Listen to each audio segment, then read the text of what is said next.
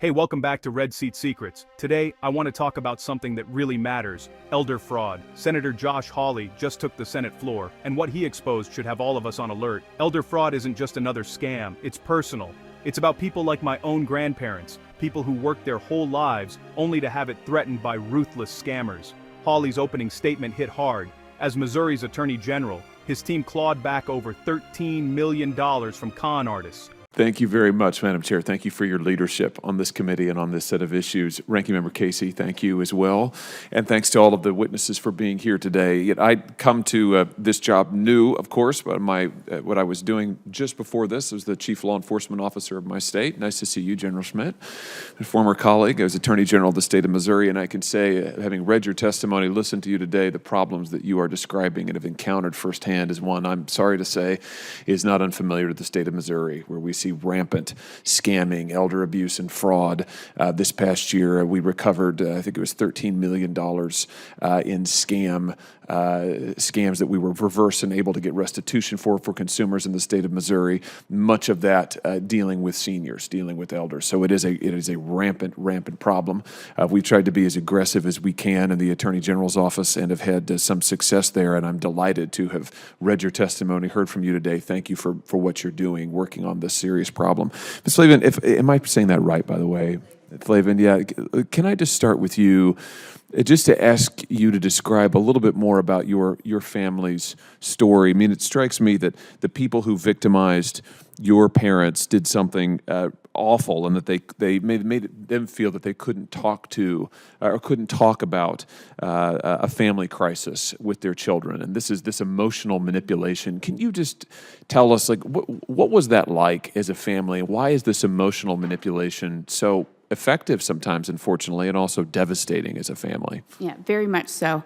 When my father was when my parents were originally contacted, the phony lawyers kept saying that they would only talk to my parents at the same time. So they were able to convince and create this emotional connection between both of them, as opposed to trying to play off one or the other.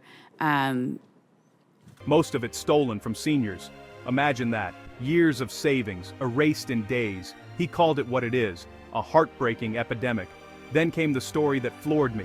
A woman named Slavin watched her parents lose everything. Scammers convinced them they were under a fake court gag order, telling them not to reach out for help. These predators didn't just take their money, they used fear and trust to tear a family apart. At the start of this, my father was told that he was now under a court gag order. So the only person he could discuss this with was the phony attorney. And their lack of how the criminal justice system works, I think, was a huge factor in this scam being allowed to be perpetrated against them. I was well aware of the grandparent scam, and I know if my parents had called me and said, hey, we got this phone call, and I'm really concerned about it, from this lawyer in Tennessee about Michael Ryan. And I'm going, no, don't send them any money. It's a scam. I knew that. I was aware of it because of an AARP article that they ran last year. So, and I had even gone up to them when I went to visit in May, that I'd said, listen, if you ever get a phone call about my son and he's in jail, it's okay to hang up and let him sit. So I'm not winning any Mother of the Year awards, but I would know that it was a scam. So my father is acting under the impression that he has this court gag order, so he can't tell anybody.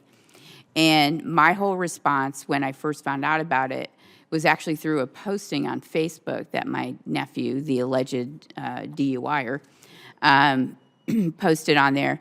I'm like, we're a family, and I don't care if there's a gag order. No judge is going to put you in jail for violating that type of gag order. No reasonable person. I says, we're a family. So not only do we get to enjoy the benefits of going through all the good stuff, you get to go through all the bad stuff too, because that's what a family is. And as a result of this, speaking of family, there is a piece of property that my parents have owned. Her parents even sold a family property that had been passed down for generations. If you don't think that's a crisis, think again. Former Attorney General Eric Schmidt weighed in too. He explained why justice is so slow. Local prosecutors, they're swamped. Elder abuse cases often get pushed aside. So Schmidt's team did something bold. They built a special division just for elder fraud. For 4 generations, it was purchased by my grandfather. It's lakefront property. My grandfather purchased it when my father was about 15 years old. Helped put up the little shack that my grandfather made out of pallets or scavenged wood.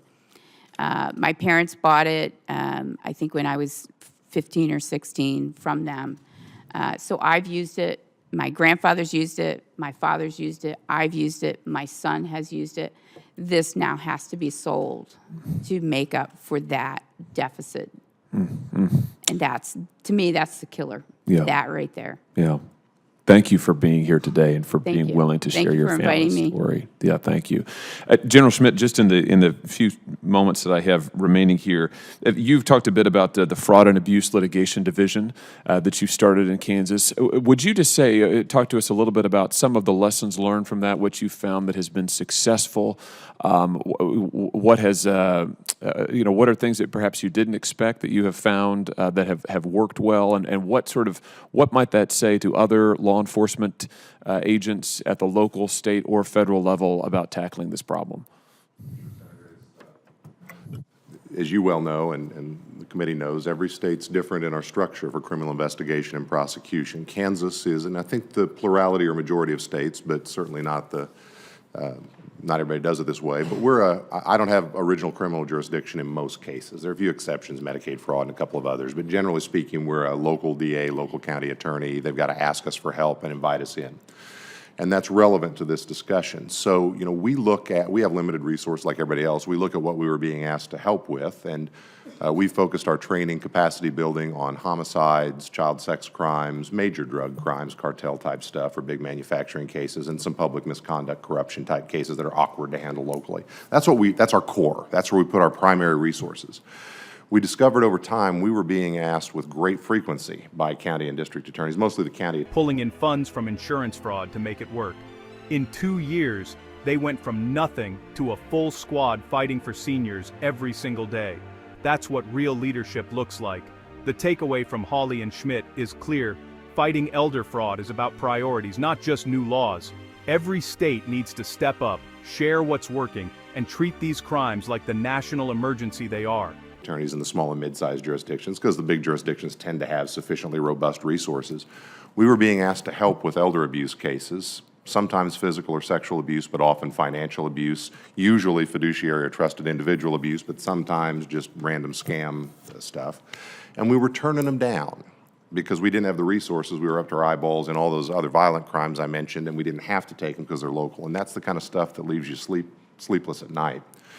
So we finally figured out, after a lot of trial and error that I'll spare you unless you're just fascinated by it, it is impossible, at least in Kansas, for me to put that type of financial crimes, elder abuse crimes capacity in my regular criminal division, because I'll always make the choice to take the next homicide, not the next $20,000 elder abuse case. That's the right choice, but it leaves you where you started.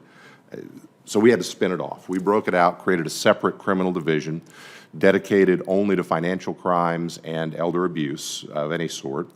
Had to figure out how to pay for it, and for us, it wasn't an option at that point in time to just go ask for new money, and I'm not even sure that was the right thing. So we persuaded our legislature to overhaul our insurance fraud statutes and our securities fraud statutes and an existing statute on the abuse, neglect, and exploitation of vulnerable populations.